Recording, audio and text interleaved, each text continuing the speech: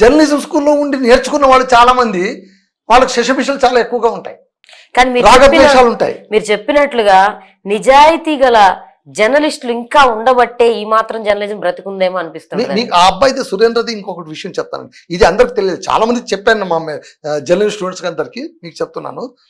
మటకా గురించి రాశాడు, 0 number game ఉంటుంది, మటకా అంటారు దాన్ని.